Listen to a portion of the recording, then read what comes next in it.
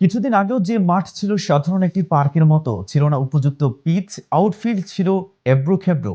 সেই Nassau county international cricket stadium এখন বিশ্বকাপ আয়োজনের জন্য প্রস্তুত।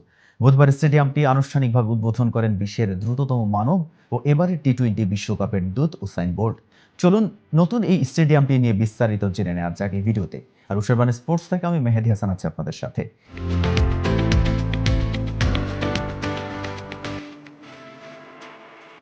নিউ ইয়র্কের স্টেডিয়ামটিকে বলা হচ্ছে ক্রিকেটের প্রথম মডিউলার স্টেডিয়াম। সাধারণত স্টিল ও অ্যালুমিনিয়াম দিয়ে তৈরি এমন স্থাপনাকে চাইলেই এক জায়গা থেকে আরেক জায়গাতেও নিয়ে যাওয়া যায়। নিউ ইয়র্ক শহরের পূর্বে প্রায় 25 মাইল বা 40.2 কিলোমিটার দূরে এই ভেন্যুর অবস্থান, যেটির গ্যালারির আসন সংখ্যা 34,000। গত বুধবার আনুষ্ঠানিকভাবে এই স্টেডিয়ামের উদ্বোধন করেছেন বিশ্বের দ্রুততম মানব ও টি-20 বিশ্বকাপের শুভেচ্ছা দূত উসাইন বোল্ট। এই মাঠে প্রথম দুটি আন্তর্জাতিক দলের ম্যাচ হবে আগামী 1 জুন। বিশ্বকাপের আনুষ্ঠানিক প্রস্তুতির সেই ম্যাচে মুখোমুখি হবে বাংলাদেশ ও ভারত।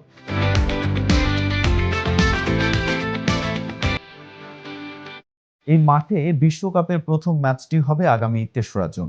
বাংলাদেশের গ্রুপ থেকে যে ম্যাচে মুখোমুখি হবে দক্ষিণ আফ্রিকা ও শ্রীলঙ্কা। আইসিসির প্রস্তাবিত সূচি অনুযায়ী 28 মে ডালাসে যুক্তরাষ্ট্রের বিপক্ষে বাংলাদেশের আরেকটি প্রস্তুতি ম্যাচ রাখা আছে। তবে বিসিবির আপত্তিতে তা না হওয়ার সম্ভাবনাই বেশি বলে জানা গেছে, কারণ যুক্তরাষ্ট্রের বিপক্ষে 3 ম্যাচের সিরিজ খেলার পর তাদেরই বিপক্ষে আরেকটি ম্যাচ খেলার কোনো অর্থ হয় না।